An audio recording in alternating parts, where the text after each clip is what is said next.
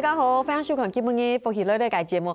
今日大家咧讲嘛个，哇，当有意思。今日咧小解伊个当后生个漫画家，画漫画，画人讲啊，做得安讲吼。我记得嘛啥咧，会记得今年个金漫奖哦，特别得到首奖个漫画家吼。先老去小解出来，你咱咧好好讲一下。你形容应该一只世界吼，来分享你应该里边其实你个李龙杰分享。大家好，我是李荣杰，很高兴来到《福气来了》这个节目。欢迎龙杰哈。其实，客家电视也是第一次访问龙杰哈，那是因为不小心发现龙杰其实是客家人，可是算是第一次接触我们客家电视，对不对？对啊，因为我其实生活上我大概就是只有扫墓的时候还知道自己是客家人。可是这很有趣，用英讲动盛情地嘛，你看去讲去寡集改西街长地讲哇，原来自己是客家人，因为你可以从这边就可以看到我们文化上面跟别人的不一样，有扫墓的时间，对不对？那最近前阵子也因为画漫画的关系有去接触像客家擂茶了，所以也算是有。大概研究一点点东西，也蛮好玩的。不过今天真的很开心，也很荣幸，昨天绕墙斗龙起来到节目地图哈。今天有让台家来小改黑漫画家，我们华语说漫画家耶。所以冯文基也是其实很爱动工作，因为想啊，我俩生意看过几道改，人工书我看过几道改漫画用西。所以我说我今天访问你，反而是我很紧张，因为我们就在对漫画家有太多的想象了。想说，漫画家应该是一个怎么样的世界？你活在一个怎么样的世界里面？所以你平常的时间都在画画。我们世界就很单纯，就是每天在家里画图，什么事都不做而已。什么事都不做，你有自己的工作室，对不对？对啊。哈哈。然后是听说是在地下室。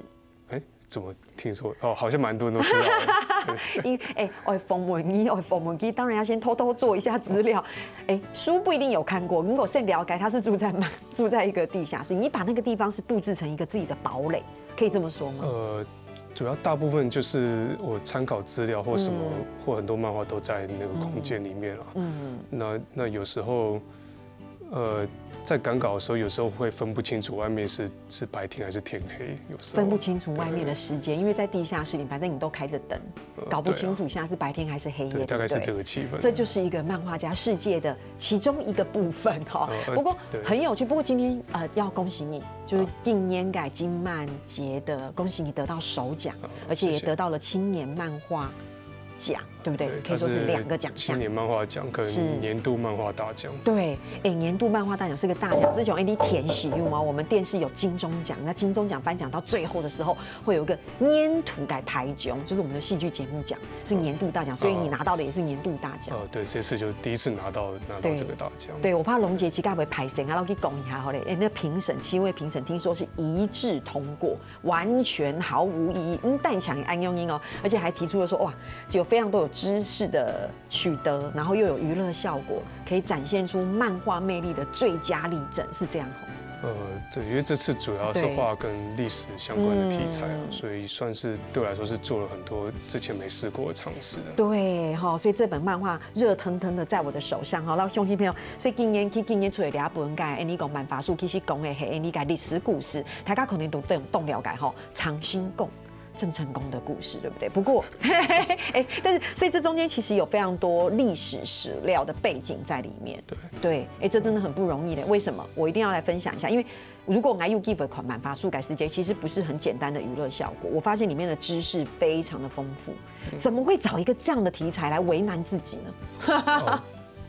其实有，主要是说我像前几年我常去日本或去他们的2手书店的时候，我有注意到日本漫画里面他们对于历史题材其实有很多不一样的诠释啦。就是说日本人他们可以对同个历史事件可以有很多不一样的讲法或者是画法，他们也可以用同个历史人物他可以让他当正派或者是反派。那这个阶段其实目前台湾的漫画还没有走到这个阶段。台湾目前，讲历史的漫画其实是比较少的。那以前大部分也多半是比较偏例如说像教育目的，或是比较是儿童向的。对。那到前几年比较还比较成功的，像是有邱若龙的后来改编成赛德克巴莱的，他那个最初也是有个漫画叫做《雾社事件》，然后那因为这样子，我才觉得说，台湾漫画应该要有更多的历史的题材的漫画，然后甚至是有更多所谓的多元角度去诠释历史。那我觉得说像。台湾400年来，我认为最知名的历史人物应该就是郑成功，那他的影响力也很大，那所以我才觉得说应该要以他为主角来画一个漫画。但是说到这个人物，因为传统上我们过去在教科书读到的，或者是作为民间信仰，传统上郑成功是所谓的民族英雄，对，那他其实也。阴错阳差的会成为，台湾这几百年来，不管是过去清朝统治的时代，或者是后来日本人统治的时代，到后来国民政府来台，郑成功其实他刚好都成为一个所谓的政治正确的一个人物，他的经历会变得很适合成为政府的一个当做教材的一个人物，那可是我就觉得说，应该要从不一样的角度去看待这个人物。那唯一留下史料最多其实就是荷兰人，因为荷兰人大概就是唯一没有任何理由去尊敬他或喜欢他的。可是也因为这样，荷兰人留下来的史料或日记，其实对郑成功有很多有趣的描述，他看起来会变得更有人性。对，那我也觉得说，这个人物其实他如果说以反派角度来看，他其实更有魅力的。对，真的。大家谈到讲大家什么地其实你本书咧写长宣讲，其实完全用可能从荷兰人个角度去看了解你讲你英雄地图个英雄所以其实也有人说，哇，龙姐你把他变成一个。大坏蛋了，感觉像是这个样子，就是不同的角度来诠释。对，其实有时候，说他是坏，这个有时候只是跟一些人说明的时候比较容易理解的用词，但是我其实心里并不会觉得说他一定是坏人或好人，因为有时候历史人物他们都有一些。他们有当下存在的一个历史的位置，然后来自于不同的背景，对，他们有一些复杂立场，其实不太适合用好人坏人这么简单来讲。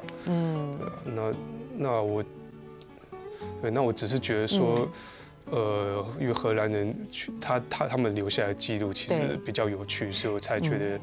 是可以尝试以荷兰人为主角来画他的故事。对，好，老乡亲们来分享一下，其实你本书真是非常的有意思，讲实在话，我去甲他们读过，不过你想看伊家己做得用一本个漫画书漫画家用画图解方式，其实做得老长新讲解用个历史故事，用某种个角度去看伊，去看了解伊，让这个人变得更立体了。然后你要做得看了本书，才得到当到个地区然后，不过很好从了解是，你系讲好看漫画，你看漫画又当到个。你讲娱乐效果在里面所以了解经验，你讲龙杰带来的新书改分享得到你经验金满街改漫画改受奖，然后抢眼漫画奖不过其实还有乜个动作改作品，还有乜个故事，就得让你改乡亲朋友分享，请大家先聊下，你等下就来讲。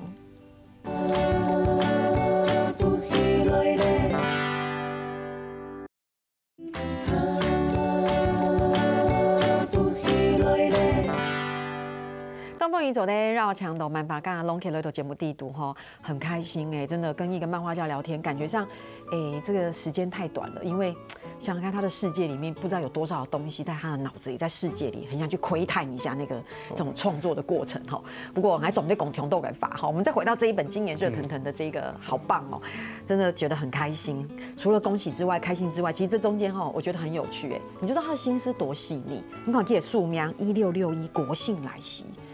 你的这个发表的日期是4月30号，很奇怪然后这本书304页，因为那个是我故意跟那个总编辑要求说，能不能发行日就4月30号，因为4月30号是郑成功来台湾的日子嘛。是。对，那意味着这个理由，变成说他们就是要赶这个进度，要在那天之前赶出来就对。对，因为如果系讲4月32日停手发表的时间，哇，系讲来傅孟超也赶快赶工因为要搭配郑成功进来的日子。那页数有关吗？页数304页，因为它就是30跟4，等于是西方人他们写日期的顺序，他们有时候会把先写日再写月。所以你看，那也在解密的过程吗？对不对？我觉得你下次可以发展推理小说。那个有点烧脑筋，烧脑就很麻烦。史料的作品也很史料就已经很史料已经很烧脑。我觉得未来的日子，因为龙杰还这么年轻，对不对？所以，但是未来可以发展一个推理小说，那真的漫画那就是不得了了。因为对我们来说，这真的是分镜图跟拍戏一样，其实这是分镜一得一得的分镜图。因为早期确实以前的像日本早期他们有些漫画家，例如说像手冢治虫，他其实改编漫画的表现方式，其实也是跟他参考电影的分镜方式是有关的。好棒哦！这就是为什么有时候看漫画会入迷，不只是故事，因为还有图像。对，我讲基本你走在讲的东西铁斗嘞，可以分享的东西太多了。我觉得我觉得国信就可以来讨论1个小时。不过我现在要讨论另外一个作品兄弟没有挑前可能有看到2本书这样改那音这对我来说冲击很大的，因为这作品好多元就是这个是一个好像史料的作品，跟历史背景有关，可是那个突然又回到一个好有趣的题材。怕鱼的男人这个作品是相对比较不需要太多烦恼，他就只是很直接的画出像自己的故事，然后他的情节也都是很单纯对，所以这个讲的是你自己吗？也可以这么说。主角当然就是画我自己，然后因为我本身就很怕鱼，怕到我觉得生活很困扰。所以你不吃鱼不吃。糟糕了，那如果你的女朋友爱吃鱼怎么办？那这个就可以交往吗？应该会有一点困难。所以你要遇到一个完全不吃鱼的女生才可以比较通常这个当然都好克服了，是那只是说他吃鱼的时候先躲在旁边吃，看那个鱼料理处理到什么程度，对，是，因为我也是有看过原则上大部分处理过的都还不会怕，但是我曾经有看过已经煮过以后，但是那个眼睛它没有变白，它还是原来的那个样子，那个我就不行。所以你真的不行。所以黑公幼英，你很讨厌龙姐，你动脑筋想要把它赶走的时候，你就先买很多鱼摆在家里，它门一打开的时间，满地的鱼，他就知道你想要跟他分开，可以这样吗？你讲的好像就里面有发生过剧情。而且里面有女主角，女主角也是你自己生命当中的这个朋友。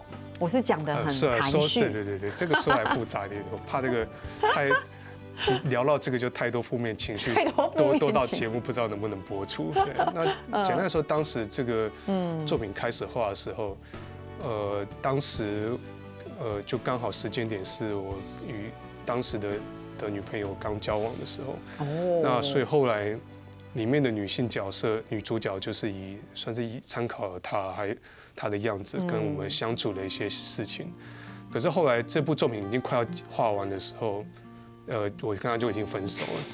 对，变成说，在这个时候，你故事还没画完的时候，你对这个角色，这个女主角就有一些复杂的情绪，你就这也多少可能会影响到剧情的安排。但是其实原本在开始画的过程，其实原本就已经决定结局大概会怎么走了。那结果因为跟这个前女友分手以后，变成说我在犹豫要不要让这个女主角她发生一些她所遇到的事情稍微有点调整，可是最后还是考量到以漫画娱乐的角度来讲，还是要选择我认为比较好的剧本，所以最后克服了那个负面情绪以后，就还是正常的把它画完了。我觉得这真的很有趣。相信一逢文走尬的还讲漫画尬改世界，其实他们会将自己的生命给经历，不用都给创作给走平地度。其实看到的，其实就可以看到这个人其实有时候很私密的一个部分。对，那如果因为今天龙姐是因为她把这个故事跟大家分享，所以我们就会知道，其实你发很奇尬，所以你就可以了解更多有趣的故事在里面。我想蛮多漫画作者都会这样，都会放入一些自己的生活在里面的。对，所以有时候读者你看书也是看，你想说，这会不会就是他自己真实发生的事情？我真的有看过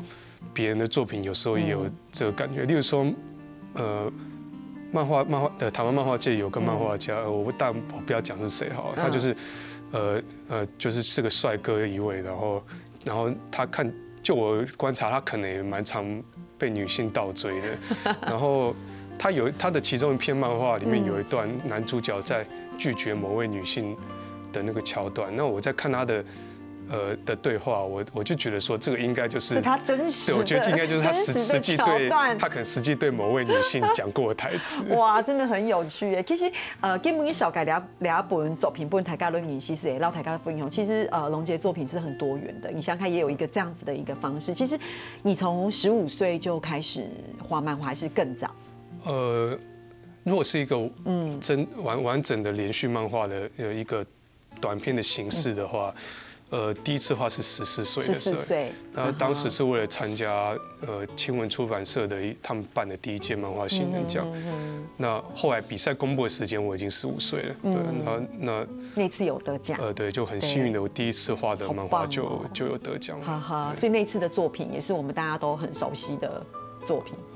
他应该也不能算熟悉，那个作品是现在很少人看到的，就极少数人，漫画圈少数人从那个时候就已经有在知道我的作品。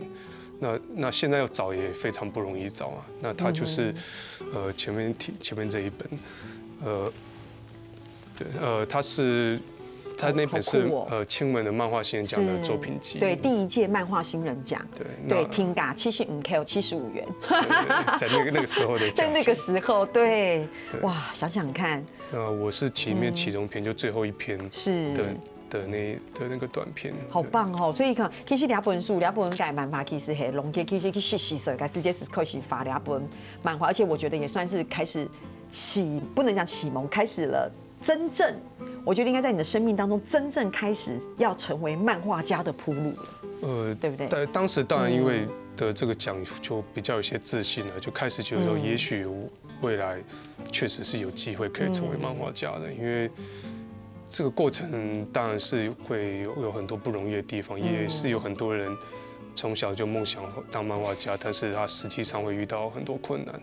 那我后来也不是都很顺利，后来也是有经历过很多，不管是参加比赛，就是可能会落选，然后或是跟出版社编辑，可能你作品会被他拒绝，这些事情都经历过蛮多的。对，我想任何一个很有成绩的一个艺术家也好，创作者也好，在这个创作的狗仓地图，一定都会有这样子的起起伏伏。对，还有嘛个故事走得绕，你跟乡亲朋友来分享聊哈，等下长来讲。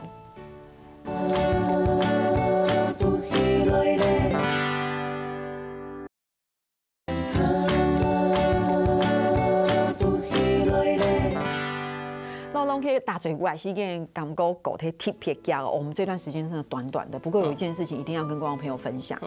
其实走在讲的事情太多了，他有参加很多，比如说像还有得到国际的奖项啦，对不对？对，就也有去到法国绕台高的分享啊，法国对，那当然还有很多东东的作品，一改漫画，刚改故事，我们会短短改30分钟讲的体力的。不过听说你画画的时候除了很专注之外，我个人用比较负面的形容词来诠释的话，其实还蛮龟毛的。用正面的话，就是非常的严谨跟周延，黑毛。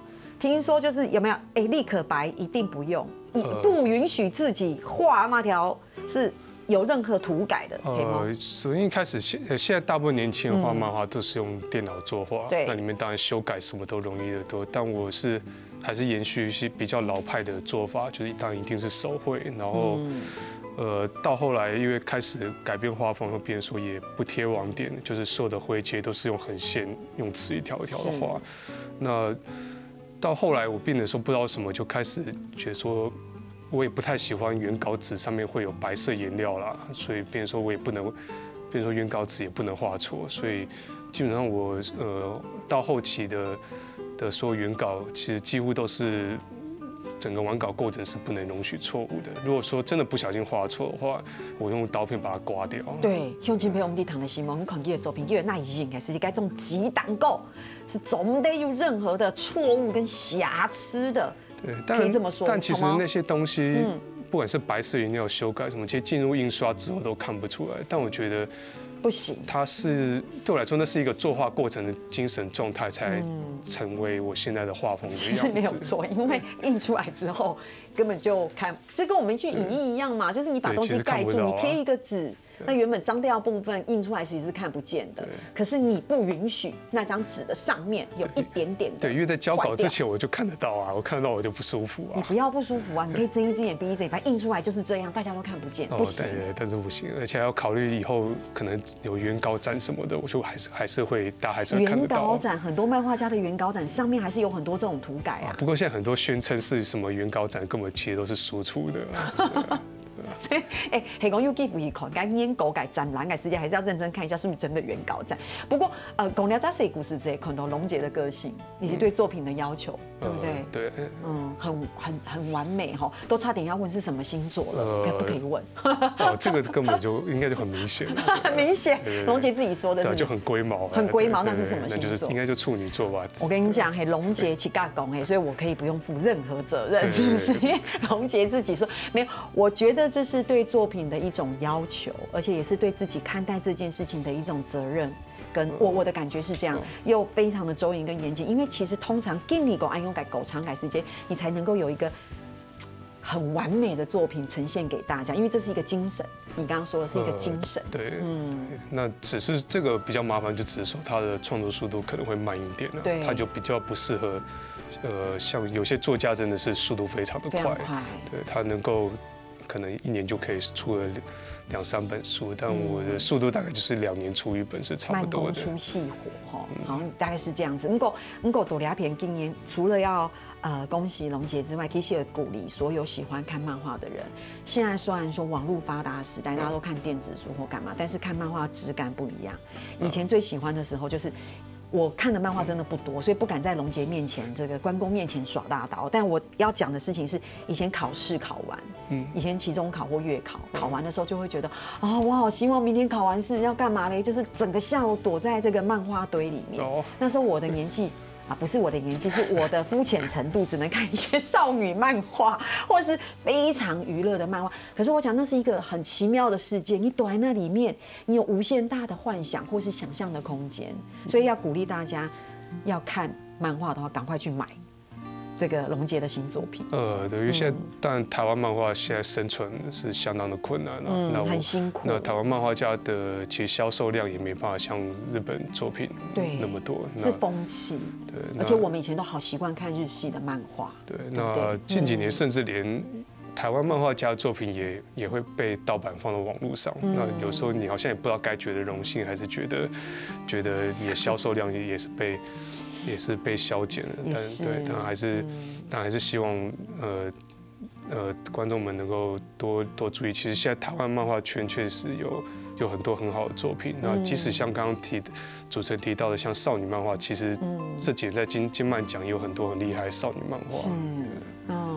对，我觉得就是因为金漫奖该分类很多，譬如呛烟啊，然后呛烟感漫画，然后讲少女的漫画，对，所以其实是不同的分类，也是，所以是讲胸襟培养，你是讲基本你有看漫画概念，还是讲你上会看漫画概念，是讲你对历史有兴趣，真的可以看你的新作品，对1661国庆来信，因为除了很娱乐，也可以读到很多历史的故事在里面，对，就像你讲的，有时候你直接阅读课本好困难，有时候看一些故事，其实。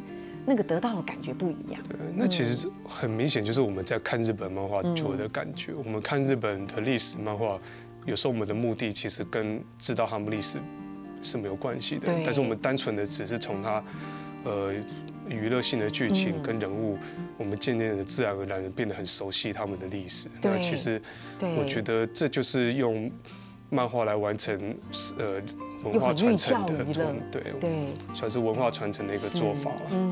真的哈，你看还没动东西，走在绕龙节的不一样。节目最末短短的30秒到1分钟，我们讲一下，我们接着还会有新的前传或者是续集出现吗？我现在是希望可以再画其他台湾历史相关的故事。哇，太棒了！那也许是国庆来袭的前面的故事，或者是后面的故事。